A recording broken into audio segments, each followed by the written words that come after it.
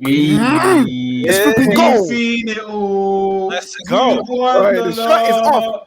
We're Man United and we're Wait, never gonna did I stop. just get a Ole, little Terrace vibe? ole, I ole, just ole, ole, ole, ole, ole, ole. We've seen it all. We won the law. We're Man United and we're never gonna stop. Yes, Hey, sir. come on. It's flipping goal, man. Yo, What? Let's go. Daisy, what have I been Yes, saying? sir. What's the phrase? Bold is best, man. Bold Bold is is best, best. boy. Bold is best. Bold is Facts. flipping best, man. I love this guy. Ah, to Eric Ten Hag, you beautiful man. I want to kiss his head on every single part. Forehead, back book, side profile, on the top. I just want to kiss his head top, man. I love this guy. He knows what he's doing. He was playing chess today. He was playing flipping chess, and he flipping won. The substitutions, the tactical changes, it was a thing of beauty. The way he said, okay, Anthony, you go on the right hand side, you track Balde, because that's the biggest threat. The biggest threat was a flipping left back. He was excellent today, but we nullified him in the second half because Anthony worked back hard. He said to Long, you go on for Anthony Wan-Bissaka because I remember Wan-Bissaka because you can give us more of an attacking threat. Bruno, get back into the center. Sancho, get back on the left. Rashford, go up top. And he just got it ticking, got it working throughout the entire game. That 1-0 scoreline wasn't reflecting what was happening. It was a stupid pen to give away, soft, but he gave Bruno gave the opposition, the ref, a chance to make a decision. But after that, after half time, Eric Ten Hag, he uses his flipping IQ of flipping football and man flipping management and got into these players, and we saw an absolutely disgustingly good second half. No one can chat to me no more. I'm tired of people chatting at Man United like we're just some crap club.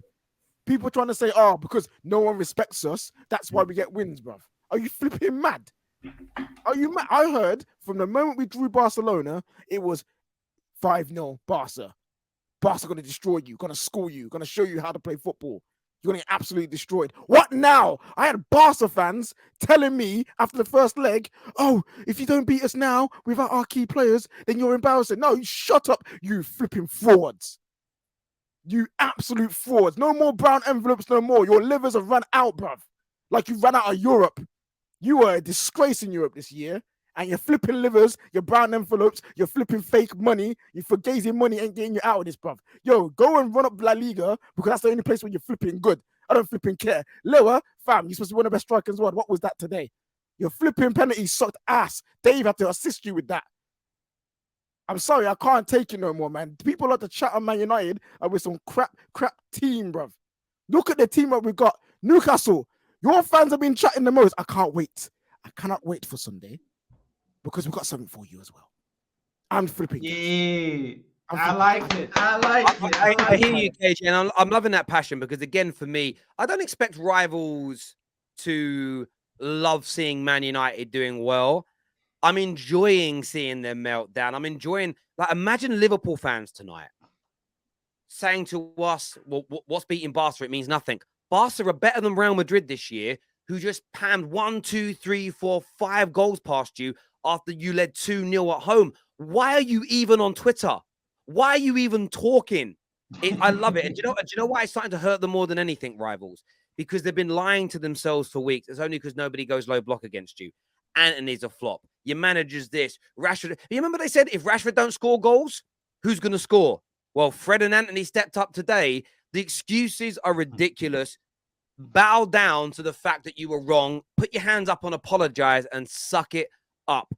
Dizzy, I know you had a song at the beginning. What did you make, especially that second half performance and comeback tonight from Man United? Bro, I tweet, you know what? At halftime, like you, the way you tweeted, I also tweeted as well. I said it's on Ten Hag to change something, or we're gonna lose this game. And that's it. That was the top and the bottom of it. Barcelona came out, they had a game plan, they dominated us, if we're being honest.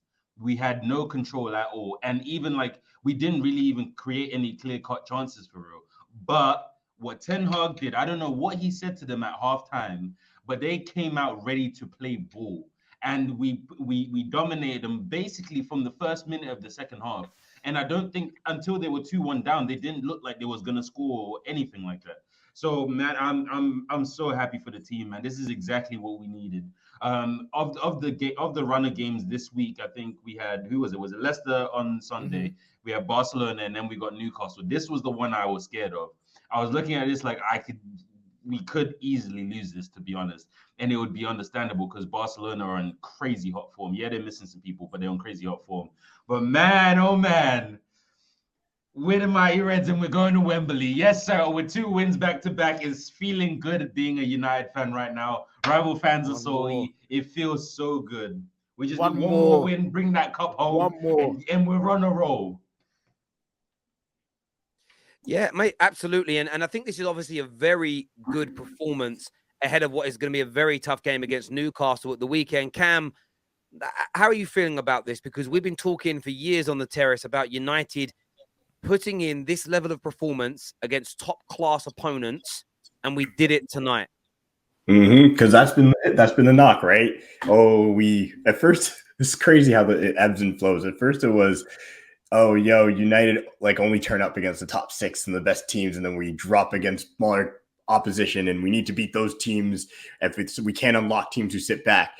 And then we started beating those teams, and it was like, you got to beat somebody good. Then we beat City, and it was like, well, they're crap this year. And now we beat Barcelona. Like, for me, we should have won the first leg too. Finally looked like a team like, and this is what I loved about the team. We showed up and played football. I listen to everybody. I watch everybody, ESPN, whatever it is. And the big knock on United has been like, have they shown up and come to play against the big sides? They were outplayed by Liverpool. They were outplayed and won. They were outplayed by Arsenal and won.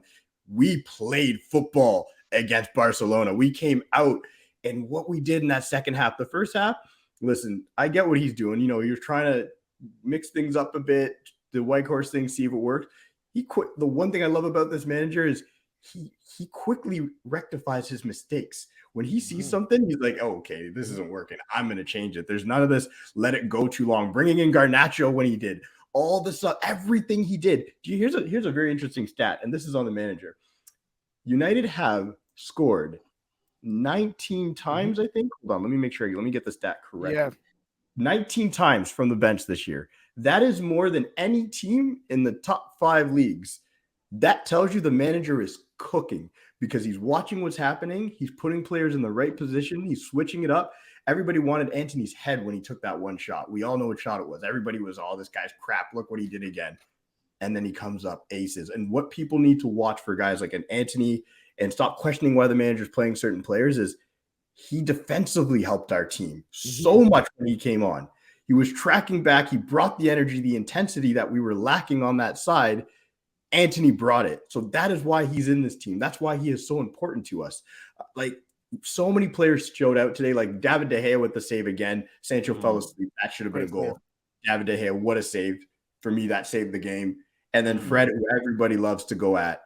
Listen, if he's going to show up in just the big games, that's fine. I need to start calling him Two-Face, bruv, because that guy's a flip of a coin. That's what he lives by, man. He lives by a coin. First half Fred, I'll sell first half Fred. Second half Fred, let's re-sign him. I'm here for that all day. That's what I need. And again, Eric Ten Hag, Eric Ten Genius. Are you kidding me? Those tactical changes in the second half. And his one blemish, his one criticism from all the, let's say, the world haters of football was that he made changes too late. Even his own fan base in Ajax said he makes changes too late. I would say here at Manchester United, not only is he making our team better, but he's also improving as a coach, as a manager. So I appreciate that as well. So I appreciate the whole vibes we have. Look at our fan base. Old Trafford was rocking. Let's bring on Newcastle. Let's go. Yeah, can we also shout out the Rolls Royce that we have at the flipping back? Rafael Varane, this brother, honestly, when he came to Man United, he was getting pelters, saying he's crocked, saying he's finished. He needed someone to hold his hand. He's not a leader. Bruv, what he did today, beautiful. Cleaned up everything, always there in the right position. And in the last minute of the game, the part of the game where you think everyone's finished, they put so much energy in, he comes in with a last-ditch goal line block. Are you flipping mad? Are you crazy? Yeah, And this is a guy with no flipping legs, apparently. Nah, get out here, man. Yeah, the thing with Varane is, and I remember a year ago there was a few gooners that said that Ben White will be a better signing, and year one that looked like an interesting call because everybody for Man United last year was bad. Ronaldo probably could keep his head above water with the goals he scored, but the whole team was bad. And I kind of enjoyed watching everybody show their asses saying, see, this was players better. This, you had Jem, who's a Chelsea fan, saying, I told you he was a pace merchant. Everybody thought they'd won last year when in fact we knew what the problem was. The team had collapsed. The togetherness had gone. There was no cohesion. Everybody was unhappy. We needed a reset. Ten Hag has done that. I praise the board, not so much the owners, but the board, who for the first time in a decade have said, we'll let the football people make football decisions. The dropping of players, the selling of certain individuals, buying the manager who he wants, allowing him to discipline the club the way that he did. You saw Bruno speak to Rio today about how the players all thought in pre-season, is this manager really going to be as strict as he says? And as soon as he did what he did to the Rashfords, did what he did to Sancho, did what he did to Ronaldo, the players are like, God damn, we've got to step up if we want to stay here. It's a privilege to be at Man United. It's a privilege to earn the money that we earn to be here, but you have to earn it. And those elements, those soft facts are important because the team don't work hard if they don't have a manager or a board that's that powerful and that controlling of them. You need it. City have it. Liverpool have had it for years. Arsenal have got it right now. And look how good they've been, Arsenal this year and Liverpool and City in years gone by. And players like Varane are now thriving again because they're actually in a cohesive system that works. They've got structure. Everybody's working hard. Our centre-backs, even though Maguire doesn't deserve to be in this team, our centre-backs for years were getting pulled from pillar to post because there was no structure in front of them. You now have structure and extra quality in there. And you've seen how the team has rose to another level. And I'm so proud and happy to see Varane do that because I don't mean it rudely because I actually think Ben White's a good football player. But when people are saying Ben White's better than Champions League, World Cup winning Varane, you look at it from the perspective of, as a club, that's embarrassing for us that we've created such a bad situation that players of his level are not performing at all.